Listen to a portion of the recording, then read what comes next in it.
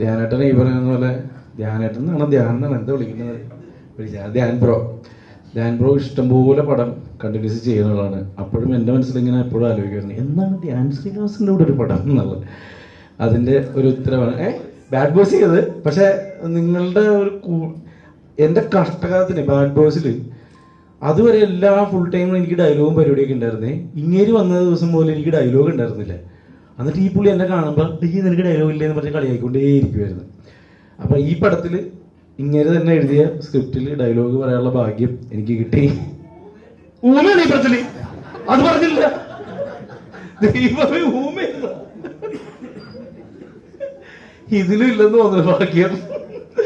എന്തായാലും വളരെ വളരെ സന്തോഷം. എല്ലാവർക്കും ഹൃദയം നിറഞ്ഞ വിഷുദിനാശംസകൾ. ഈ സിനിമ ഗംഭീരമാവട്ടെ, വലിയ ഒരു വിജയമാവട്ടെ. അതുപോലെ ഡിറ്റക്റ്റീവ് ഉജ്ജ്വലൻ്റെ ട്രെയിലർ കണ്ടു, വലിയൊരു വിജയമാവാനുള്ള എല്ലാ സാധ്യതയും കാണുന്ന പടമാണ്. അതിന് ധ്യാൻ ബ്രോയ്ക്ക് പ്രത്യേകം അഭിനന്ദനങ്ങൾ. ഒന്ന് ഈ പരിപാടിക്ക് അച്ഛൻ വരാനിരുന്നതാണ്, വരാൻ പറ്റിയില്ല. പുള്ളി തീരെ വയ്യാതായപ്പോൾ കൊണ്ട് പുള്ളി ഇന്നത്തെ ദിവസം ബെനിച്ചേട്ടൻ കഴിഞ്ഞ ദിവസം ഞങ്ങളിതൊരു പെട്ടെന്ന് നമ്മളൊരു ചെറിയ കഴിഞ്ഞ എന്താ പറയണ്ടേ, എല്ലാരും ബിബിനൊക്കെ അറിഞ്ഞത്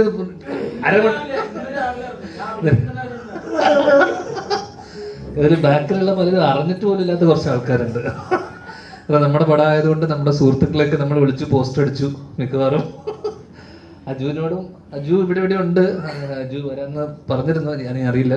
പിന്നെ അൽത്താഫ്, അങ്ങനെ ഇത് അതുകൊണ്ട് തന്നെ ഒരു കൂട്ടായ്മയിൽ നിന്നുണ്ടാകുന്ന ഒരു സിനിമയാണ്. നമ്മുടെ സുഹൃത്തുക്കളാണ് ഇതിന്റെ പുറകിലുള്ള മിക്കവരും.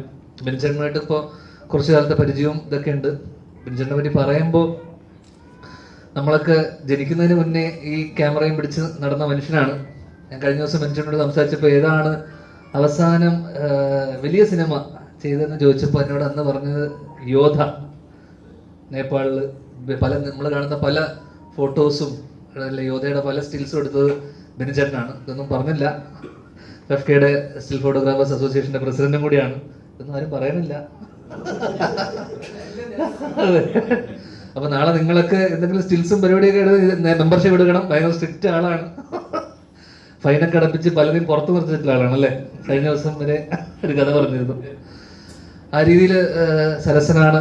നമ്മൾ ഒരുപാട് കഥകൾ ചർച്ച ചെയ്ത് അങ്ങനെ കുറച്ച് കാലങ്ങളായിട്ട് ചർച്ച ചെയ്ത് അങ്ങനെ ഒടുവിലൊരു സിനിമ ചെയ്യണം എന്നുള്ള തീരുമാനം ഉണ്ടായിരുന്നു. അങ്ങനെ ഒടുവിലൊരു കഥയിലേക്ക് ലാൻഡ് ചെയ്യും. അങ്ങനെ എല്ലാവർക്കും റിലേറ്റ് ചെയ്യാവുന്ന ഒരു നാട്ടിൻപുറത്ത് നടക്കുന്ന ഒരു സംഭവവും കാര്യങ്ങളും ഒരു കല്യാണവും ബേസ് ചെയ്തിട്ടുള്ളൊരു രസകരമായിട്ടുള്ള ഹ്യൂമർ ഇതിൽ പോകുന്നൊരു ചെറിയ സംഭവമാണ്.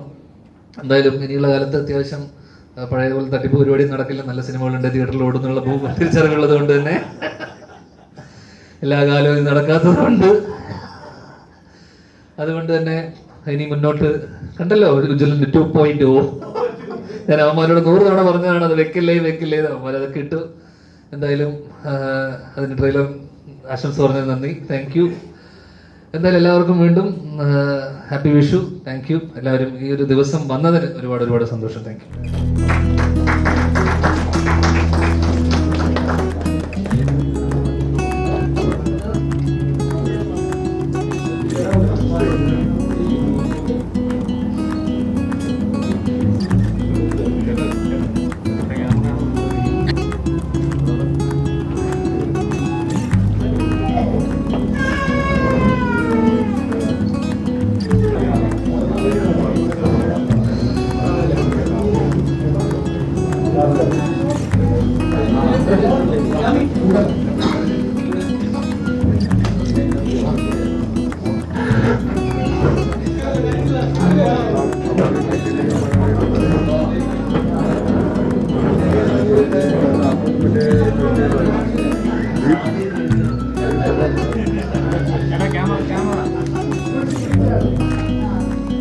बाजी